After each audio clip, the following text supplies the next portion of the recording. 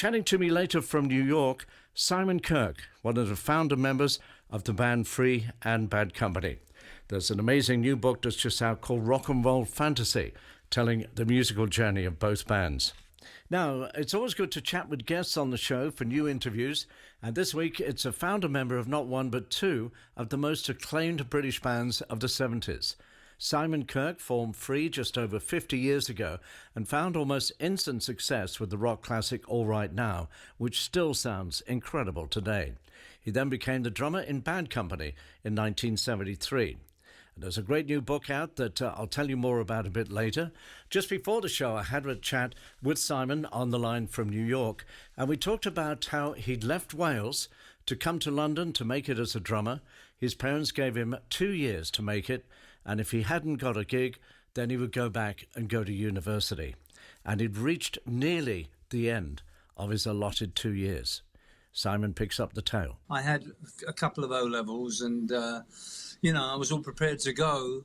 And on the 23rd month of the 24 that I'd been given, I went to the Nag's Head in Battersea and saw the Black Cat Bones, which had a little guitarist called Paul Kossoff. And I was instantly drawn to this diminutive player who he played with such passion. The band were okay, they were nothing really special.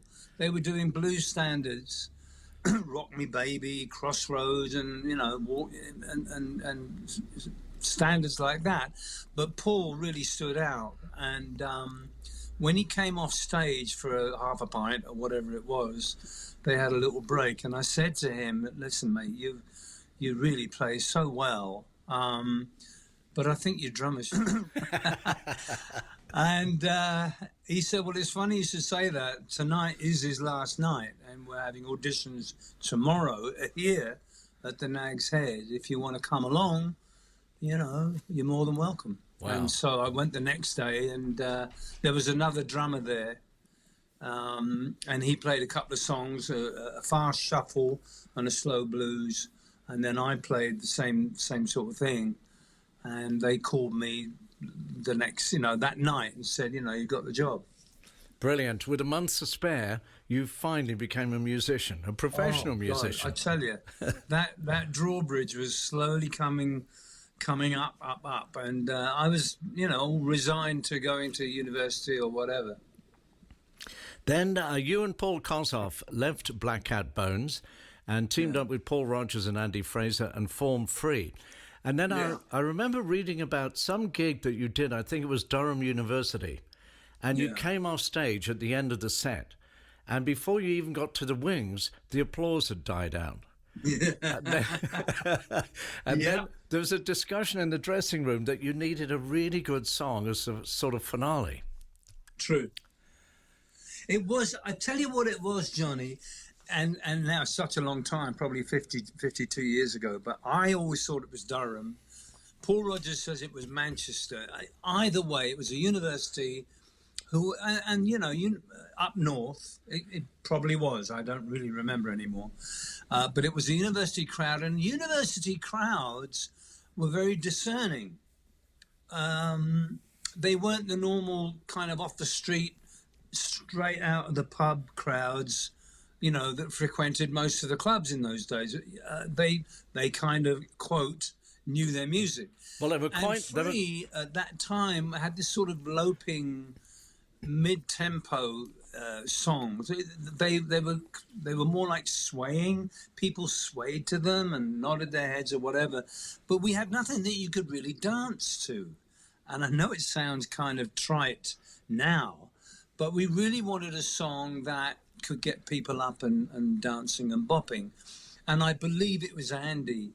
I remember the scene so well in the dressing room, who was started bopping around saying, "It's all right now, it's all right now." And the actual song was written, I believe, in the next couple of weeks between Paul and Andy. And at various rehearsals, we honed it, to the song that it became. What a brilliant one it was. Yeah, it was. My God, I still remember recording it. We took it about 23 times. You're joking. No, well, we were a lot younger back then. But yeah, 23 takes. So I think honestly, we used take 3 or 4. I can't remember. Free and All Right Now. On the line to me from New York is Simon Kirke, drummer with Free and Bad Company. I know this is a very difficult question. Of all the gigs that you played, let's stick with Free first of all. Is there any really memorable gig or tour or? Well, I guess I'd have to say the Isle of Wight, the second Isle of Wight, obviously, when All Right Now was climbing the charts, only to be stymied by Mungo Jerry. But that was pretty special for the sheer scale, that whole sort of festival thing was just unbelievable. And I would say there were certain shows up north in Middlesbrough and Newcastle where we really had a very rabid audience. So the Mayfair Ballroom, and a lot of Northerners will probably go, I remember that one.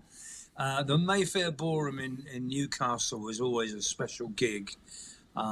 So from a club aspect, I'd say the Mayfair Ballroom. From a spectacular aspect, I would say the Isle of Wight were those 2 shows that stood out. We were a very, very good band, and we grew with our audience. Our audiences were our age, and people grew up with us. And I think what endeared us there was a certain affection for us because of all the struggles that we went through. We were formed in 1968. We had All Right Now, the big hit in 1970, and we pretty much broke up a year later. So we were only around as the original foursome for 3 years. And then poor Cos, struggled with addiction. We got the band back together. It was never the same. So it was like this soap opera. Free became this amazing soap opera.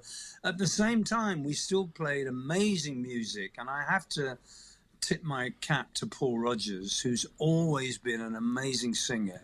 Never had a problem with him in any aspect. Cos was a great player. We were all very good players. So you couple in this soap opera thing that we all went through. We were very young. We were a good-looking band. Girls liked us. We had a whole lot of stuff going for us. But the music, Johnny, the music still stands up to this day. I listen to our old stuff now and again and think, you know what? Yeah, we were good. Yeah. And you never sold out or anything like that. You just stuck to the music. And that's what your fans really loved. Then came another band called Bad Company, and you're signed to Led Zeppelin's Swan Song record label. You probably have vague memories of a launch party in the Chislehurst Caves. Do you remember that? Yeah. Were you there? Yeah, I was.